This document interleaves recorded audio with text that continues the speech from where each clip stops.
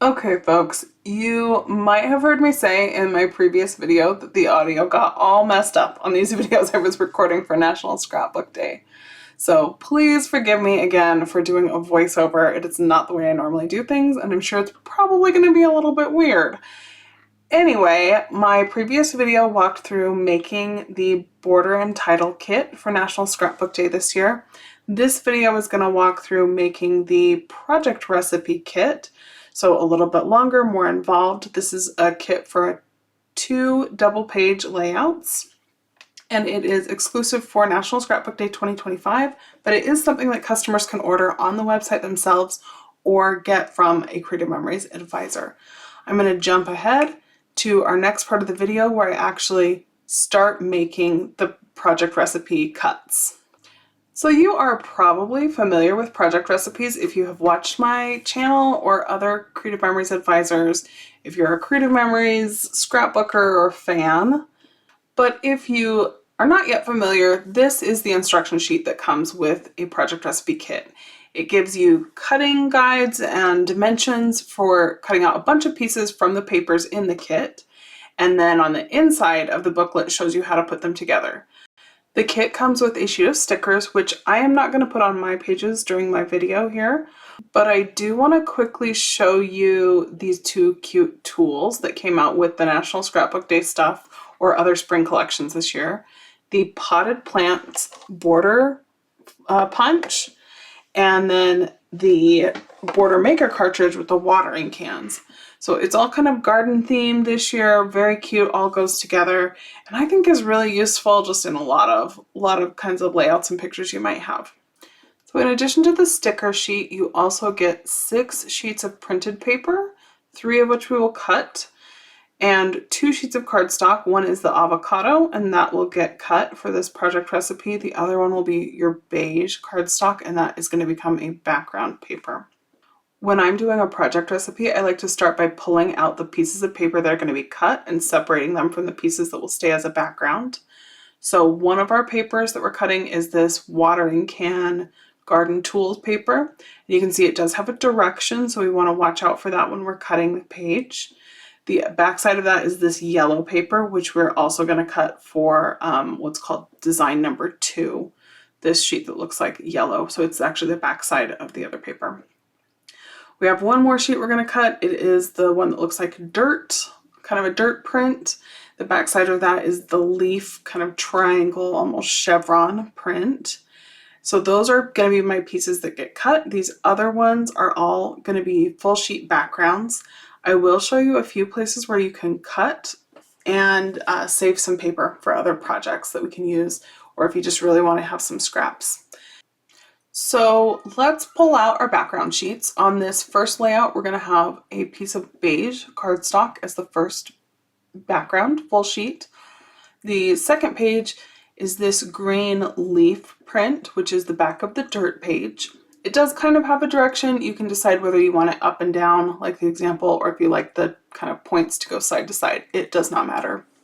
The second 2-page layout uses the lattice print, and you're going to use that for the background of both pages, both sides of this layout. The back side of this paper was that cute orange with white flower print, which actually doesn't appear anywhere in the project recipe as the example shows. So although the back side of this paper is cute, we don't actually use it anywhere. And I'm going to show you a couple places where you can cut so you can get some pieces of that paper and use it in some other projects, but it will not actually show up on our project recipe pages. As far as tools, we just need the 12-inch trimmer for most of the pages and the cuts. We are also going to get out the custom cutting system to cut some pieces on the yellow paper. But first we'll do all the straight cuts on the dirt print paper and on these other 2 sheets of paper, and we can do the straight cuts on the yellow before we cut out our circles from the yellow as well. Let's get going on that. From the dirt paper, we want some wide border strips and some photo mats. So we're going to do a couple cuts here first of some 2-inch strips and some 6-inch or 4-inch, and then we'll cut those into 6-inch by 4-inch photo mats. we want to cut a total of two 2-inch strips and two 4-inch strips that are going to get cut in half for 4x6s. I've cut the two 4-inch pieces off, and then I've got 4 inches left, so just cut that in half to be 2 inches and 2 inches. And just to show you where these pieces are getting used in the layouts, on the first 2-page layout we have the 2 borders, and then the 4 photo mats that we're going to cut will be used on the second 2-page layout. So our border strips, and then we've got our 2 strips that are 4 inches by 12 inches right now. And I have a little flag on my 12-inch trimmer so I can quickly see where a paper needs to be for 6 inches, like what the measurement for 6 inches is. And we're going to go to the second page now and cut this garden tools print. We need to watch for the pattern and cut up and down because the direction of these pieces is going to make a difference in some of the places it gets laid out. The first cut will be the largest piece. We're going to cut a big panel that's 6 inches by 9 inches, and then a bunch of 1-inch strips to be borders around one of our layouts. So basically cutting this first sheet in half, and just to show you like the measurement on the arm, we're going to do 9 inches. So when you're measuring bigger than 5.5 inches, you can swing the arm out. You can see that little flag I mentioned earlier, because I use the 6-inch measurement a ton, but I want 9 inches here. And then the other part that gets left over is 3 inches, but we want to flip it around, cut it in half, and make it into 2 3-inch squares, 3 inches by 3 inches, and they should be the same when they get cut. So there's those pieces. The rest of this sheet is going to get cut into strips, and I just need the 1-inch measurement for that. Personally, I prefer when I'm measuring smaller amounts to go to like in the direction of the smaller part of the trimmer. That's just my preference. You don't have to do it that way, but I like the way that the trimmer holds the larger section of the paper steady. You'll notice that it says reverse right here where we're cutting out these 6 1-inch strips, which means we're actually going to use the yellow side, the back side, not the print that is shown on the cutting guide right here. So I'm going to just quickly cut those other pieces in fast motion, and then we will switch over to the next sheet, which is our avocado cardstock. And that one also gets cut into 1-inch strips and then some 4x6 photo mats. Our yellow sheet has a couple of skinny strips and photo mats cut out as well. And then we will start on the kind of more complicated part, which is cutting out circles. So all of our straight cuts are finished. I'm going to get out the custom cutting system. We are going to use all 3 of the circle patterns and 2 of our 3 different blades. And I'll show you the difference between some of those as we're cutting. So the circles we want to cut out are listed here. We've got some different sizes using different colored blades with different patterns. And the project recipe instruction tells you which pattern to use with which blade to get the right size circle. So we've got each of those here. Our first one is going to be the smallest circle that we're cutting with the red blade on the outside track. So we want to make a 4-inch circle, and that's the combination that will do that for us. We are going to fit all of these circles on this yellow paper, and I'm going to show you one way you can save a little bit of paper in how you cut your circles here. And I'm going to save you some time here by speeding up the cutting section. I'll just say if you follow the instructions on the project recipe, you will get your circles cut out with the right sizes. And you're going to use some on the yellow side and some on the printed pattern side. Now, instead of doing what the project recipe says in cutting out the smallest circles next to the bigger circles, I'm actually just going to cut them out from the inside of the circles I already have cut. That way you can save a little bit of paper for a border or something. And the gaps that I'm making here are going to get covered up once we put pictures and decorations onto our page layouts. So let's jump forward to the place where we're actually going to start putting together the project recipes. We've got our instructions for laying our pieces out on the inside of this little booklet, and all of our pieces should be here in this set that we have cut out. We're going to grab our background papers, and for this first set of 2 pages, our backgrounds are the green leaf and the beige. And you can decide whether you want your leaves to go up and down or side to side. It doesn't matter. You can just pick which direction you like best. I am going to show you a few ways you could save some paper as we're assembling our pages here. And the first thing is, if you wanted to, you could cut off some strips from your backgrounds. I'm not going to do that on all of the pages, but I can show you, I'm going to show you a few ways that we could save some strips to use for other projects. I'm just pulling out all the pieces that go on this first layout. And you can see the ABC labels from the cutting guide are also listed here. So one way to keep track of your pieces if you are new to project recipes is to use sticky notes and label your ABCs as you're cutting things out. But we are looking for the yellow photo mats, the yellow strips. All of the circles are going to get saved for the second layout. All of the skinny green strips are being saved for the second layout. We are going to use our avocado photo mats here, but the rest of the yellow strips are going for the second layout as well. So those will all go together, and then we've got one kind of, I don't know, I call them a panel of paper that's a little bit bigger, going to be kind of part of the background, and then our 2 cute little squares that will be for small photos. So here we're going to start putting our pieces together.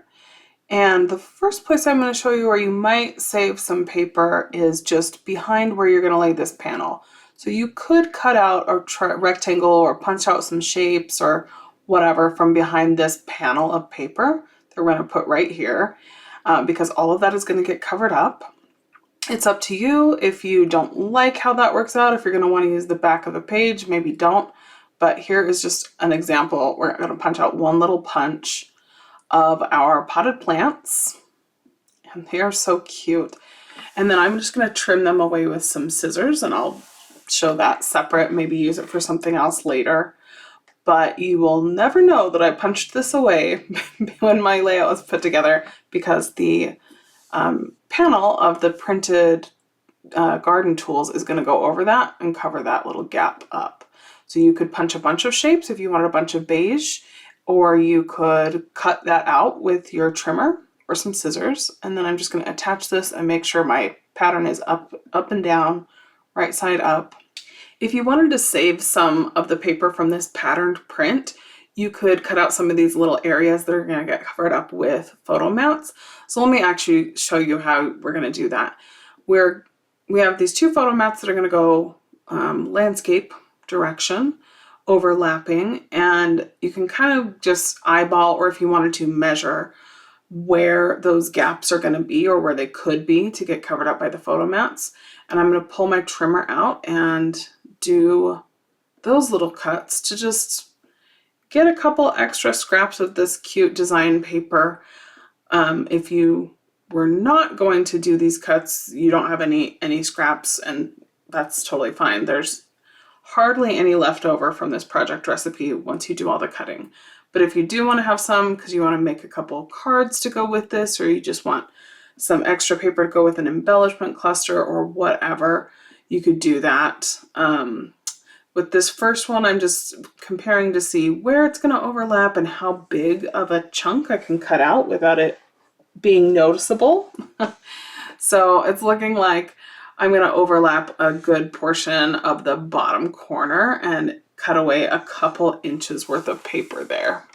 Just based on how my photo mats are going to lay out, I decided to do 2 inches, a 2-inch wide strip that's going to be 3 inches tall. The photo mats are 4 by 6, but the whole photo mat does not overlap this piece.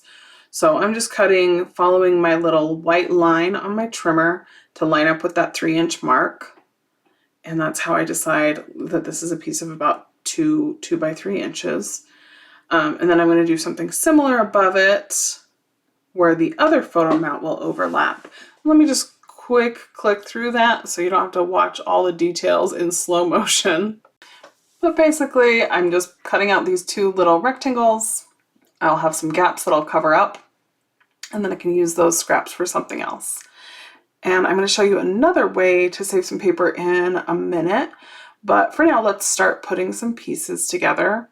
If you really wanted to save even more of this paper for something else, there is another section that gets covered up with the yellow photo mat. And if you wanted to get creative with that, you could cut or punch some more things there. You could cut some of your circles out from this area if you wanted to save that and not cut it out from your paper before. I'm just using a regular tape runner to start assembling this together. And if you've watched me put together cards and scrapbook pages and everything before, you probably notice I don't use a ton of tape runner. I like to just mostly focus on the corners, any parts that are gonna potentially be stressed because they're like touched or turned. And here's another place where you might consider cutting out what we call gutting. Cut out from the middle of the paper, kind of like we did with the circles. And these are going to get covered up with photos, or you could cover them up with other paper or other things. But I like to measure about 1/2 of an inch in from the edge of my paper. And I'll use my 12-inch trimmer and just follow this white line on the trimmer blade. I like to line up my paper with that first printed line and then cut about 1/2 an inch from the edge to the inside from end to end. Typically, I try to be pretty conservative when I do this, which to me means I'm cutting maybe a little less than the full 1/2 inch like into the corner. I tend to prefer to trim those with scissors to finish the last bit of that rather than running over and ending up with a cut all the way to the end or an X kind of that shows behind a photo. I'm just cutting the last 2 sides. I did the 2 long sides and now I'm doing the 2 short sides. I'm trying to kind of match up with where my cuts were, but I will go back in with some scissors afterward to clean that up. I'm gonna do the same kind of cutting on the second photo mat that's gonna go on this layout over here on the left. And we'll do that real fast so you don't have to watch through it a whole second time right now. But same process, and you can do the same thing anytime you're layering rectangles together. So we're ready to put these together. The frames or photo mats are ready to attach, and because of where I put my gaps, they really are just going to sit in one specific place. But you are welcome to rearrange and put pieces together however you like. I realize here I have left my 2 brown dirt print strips and they need to go on the bottom of the first page from this layout set and then on the side for the second page. We've got kind of the same stacked border going on, one across the bottom and one on the side. So we're just putting these directly on the side of the page, the edge of the paper, and then the yellow right next to it. I'm using my regular tape runner to do that. And once these are attached, then I can start putting my photo mats on, but they need to overlap slightly. So first one going right up to the edge of the beige cardstock. And the second one will come up right to the edge of that,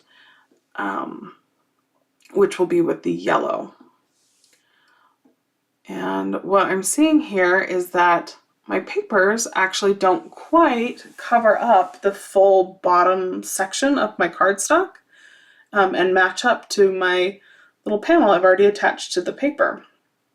And sometimes this happens because your cardstock might be just a tiny bit bigger or a tiny bit shorter than another piece of paper, and or vice versa.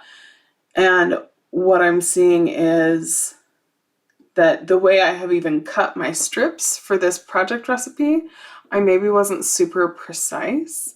And if I just swap out which pieces go on this side of the layout, they actually will come up a little bit higher and fill in that gap. So I'm just going to change which of my border pieces are attached to which side of this layout.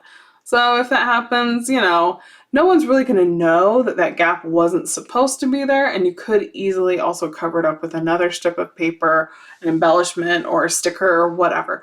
But I'm just swapping the pieces around and then found that that is, it's better for the way my layout works together. I'm going to speed this next section up while I'm attaching pieces to the page so you don't have to watch forever and ever while I do this.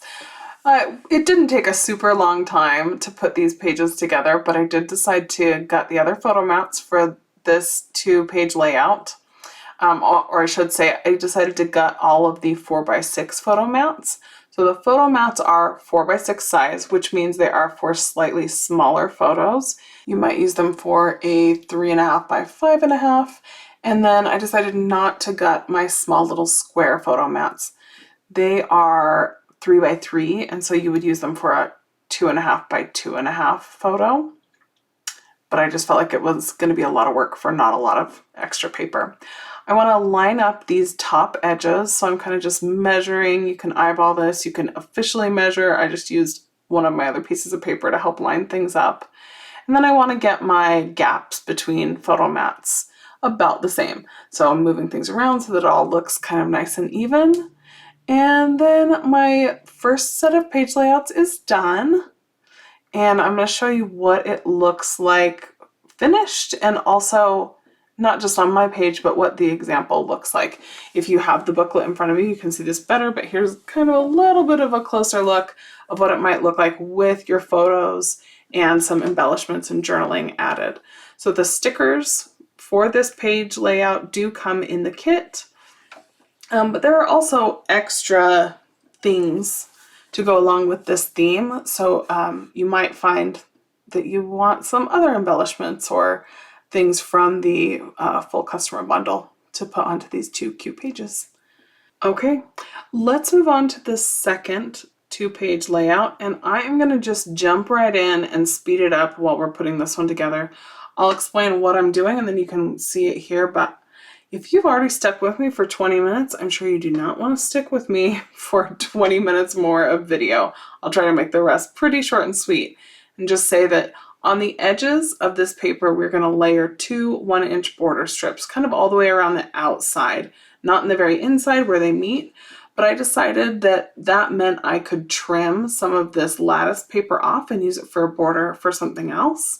And so I trimmed from the top edge of each background piece 1.5 inches. So it's a 12-inch long strip and 1.5 inches tall.